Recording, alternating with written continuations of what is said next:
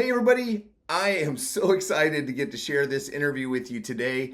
This is Russ Matthews with Real Dialogue at realdialogue.com, and we are talking today to John Michael Finley, who plays Bart Millard in the new I Can Only Imagine 2 film. You guys have got to go out and see this film, but man, you've got to sit in to enjoy this interview. There's some amazing nuggets, not only of the current film, but also of his career in the music industry and on stage. So please hang on. Make sure you get out to see I Can Only Imagine 2 and enjoy this interview with John Michael Finley. So thrilled to be able to talk with you. I got to see the I Can Only Imagine 2 just the other night. Really enjoyed that film. I was actually pleasantly surprised. It wasn't because of I wasn't expecting it to be good as much as just some of the themes and things that you guys went into in this, and also how you portrayed Bart Millard exceptionally well again. And so I'm looking forward to kind of seeing how we continue with this conversation. And I'm going to start off right there at the beginning, because now, so you played Bart once before, obviously. Now you get to go step back into his shoes again for this sequel. How has your approach to the character evolved over these years? That's such a good question. You know, Bart and I have become close friends over the past 9.5 years. It's almost been 10 years since we first met, which is amazing. Yeah. So we started filming the first one like fall of 2016. Okay. So I would have met him kind of summer 2016. So yeah, it's been about 10 years. Yeah. His kids call me fake dad. Like, they're just wonderful kiddos, and they're all almost grown now. His wife is amazing. But to answer your question, the approach couldn't be more different. Right. The first movie, I was a rookie. I'd never been on screen before. I'd never been on a film set before. All my work had been done on stage. Right. And I was just kind of hanging onto the roller coaster, having a good time, really enjoying it, really proud of my work on that, proud of what we did. But I can look back and see a young kid just hanging on, just smiling through it and hanging on, you know. And it was an independent project, and I think people were probably having panic attacks and ripping their hair out behind my back. But to me, I knew it was a good story. I knew the song. I knew it would be awesome. If we did what's on the page, what's on the script, we're gonna be fine. And that was always my goal, is like, just do it justice. This time around, once again, my friend, it's been about 10 years. I've become a husband since then. I've become a father since then. I've lost some really important people in my life. I've gained some really amazing people in my life. I've had some experience now, some life on my bones. I'm closer to 40 now than I'd like to admit.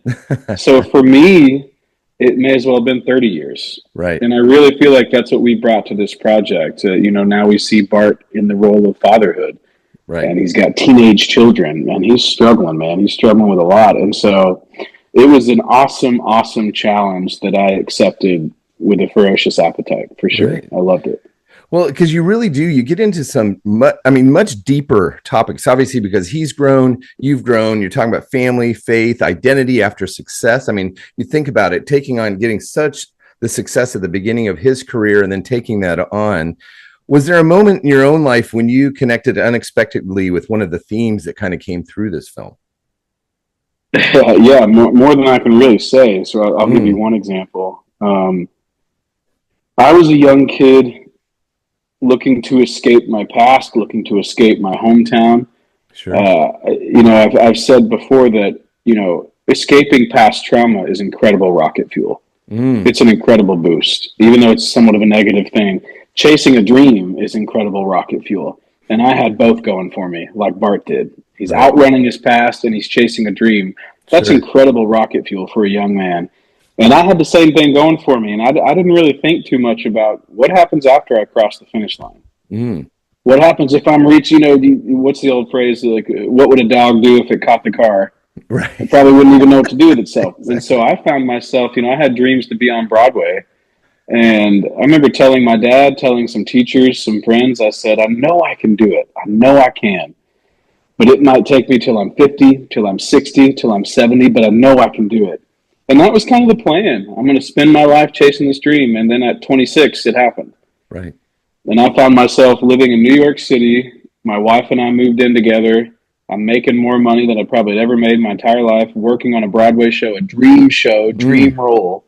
Right. And I had never been more unhappy. Huh. And that was me realizing It ain't this, it ain't that, it ain't money, it ain't success, it ain't New York. It's something else, bud. And then the pandemic hit not too long after that, and everything I was out running caught up to me, and everything I was chasing flew away, And so these incredible rocket fuels I had. So yeah, I've had some personal experiences that have led me to believe these guys are onto something. I think they have something to say here, and I think it's poignant for sure.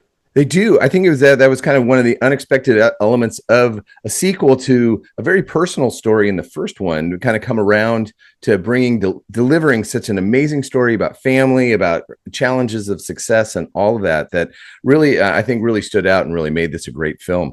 But I'm going to go back to that. You're talking a little bit about your stage career, because a lot of people may not know that you like Les Mis and other performances that you've done through your career. But yet, now this powerful film works really well. Do you have a dream role or stage or screen that you've always wanted to tackle your next? Yeah. Well, once again, my two dream roles were Jean Valjean in Les Miserables, right, and Elder Cunningham in the Book of Mormon. And those are the two things that I've done. So it's genuinely like not patting myself on the back, but I genuinely find myself in a situation where when people ask me, what are your dream roles now? I have to really think about it. And my true answer is they haven't been created yet. My next dream would be to originate a Broadway show, originate a character like we do in film and television. But there is one role I haven't gotten to do yet that I'm like dying to do. And I don't think I could ever age out of it, because the whole plight of the show is that it's like a junior high spelling bee. Right. But all the kids are played by grown adults, and they have all the tics that those kids. It's called Spelling Bee is the show. Sure. And there's a character, Dan Fogler originated it, who was another Josh Gad type. Dan Fogler's in the new Harry Potter series, and Dan's an incredible actor, improviser, and Dan created this role in the 25th annual Putnam County Spelling Bee. It's about a regional spelling bee, where grown adults play quirky kids on the spectrum with really weird tics and really goofy. And so there's a role in that show. That's like one role that like I would injure family members to play. There you go. But other than that, man, I'm kind of like, I'm enjoying this. I kind of got the film and TV bug, right? And like creating something new, creating something from scratch. And we could do that on Broadway too. Sure. But the opportunities are kind of more limited. But yeah, that's kind of, I have one stage role that if I never get to do it, I don't know if I could die happy. There you go. Well, but it also kind of, I think what's interesting is that how your story does kind of point to Bart's story in some ways, in the sense some of the roles you've actually already got to play. And so now you're like going, oh, now what, kind of thing. And what's so, because I think that's what's amazing about this film, that they tease out that, showing Bart's journey, and how here he's done what, many people would yearn for, having a hit song that really has impacted the world, not just, the industry. And so, for the same, I think that that's really amazing thing. And I think that that's one of the elements that I also find that if you want to say lightning striking twice kind of element, with a movie like this one, not just looking at Tim Timmons' story, but also looking at the success of Even If, but kind of going to that, kind of looking at that story and looking at how did preparing for portraying the emotional depth behind Even If, especially Tim's kind of journey, because he kind of comes along in that. I mean, Milo playing in this role as Tim Timmons. Knowing the real story behind the song, how did that impact you, especially as a musician, as well as a father, and also as a husband? Yeah, it's my job to connect and to communicate. I know we call that acting, but I never really felt that summed it up accurately. Like acting is just another tool on my tool belt. I'm going to pretend to be a doctor. I'm going to pretend to be a dentist. I'm going to pretend to be a husband. Like acting is another tool we use, but I think really what we're doing is communicating and connecting. And so for me, my job is not to mimic Bart's life experiences, because I think most of those experiences come down to, we all know what betrayal feels like. We all know what fear is. We all know what anxiety is. And so once again, I don't think my father never laid a hand on me. Right. So how do I connect with Bart? I can't connect to being beaten by my father, but I can connect to betrayal, hurt, fear, things like that. But it's also the other side of it. Bart has told me stories about how he would intentionally tick his dad off, knowing that he'd get the crap kicked out of him. because every time his dad beat him, he would apologize and sit him on his knee, and they would watch football together on the TV. Wow. Imagine craving that connection so much that you withstand the beating.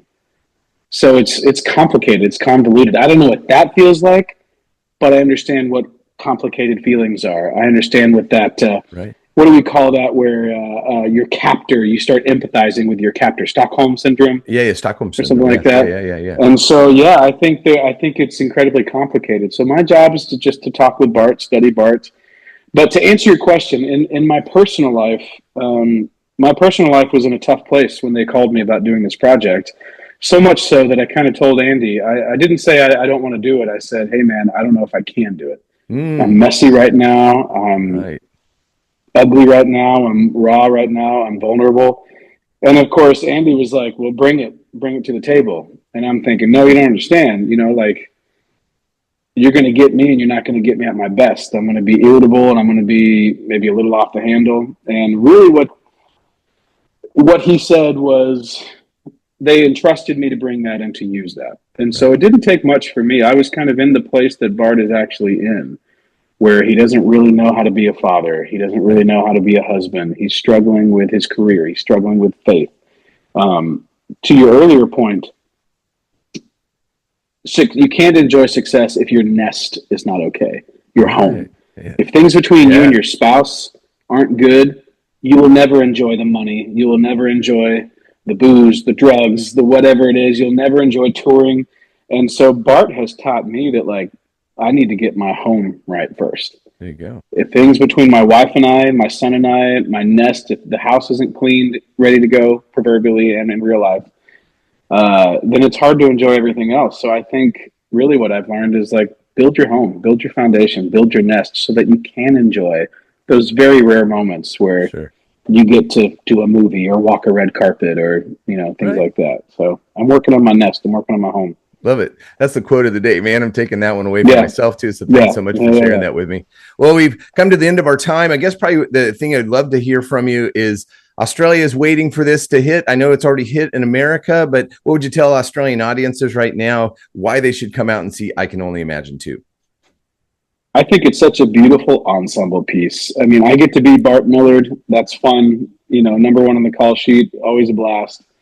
But there's so many other incredible characters like Milo Ventimiglia, Sophie Skelton, Ariel Kebbel, Trace Adkins, Dennis Quaid, all these people, Sammy Dell, newcomer. I know. It's amazing. So I think every person of every age, race, gender, whatever you want to put it, class, I think there's a character you will connect to.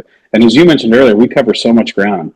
From cancer to type 1 diabetes to loss of faith to loss of family, adding new family, we cover almost everything. I think you're going to go in there and you're going to be touched. And I think I think we're all looking for a connection right now. I think we're all trying to figure out how to not get back to normal, but whatever new normal is post-pandemic, we're still figuring it out.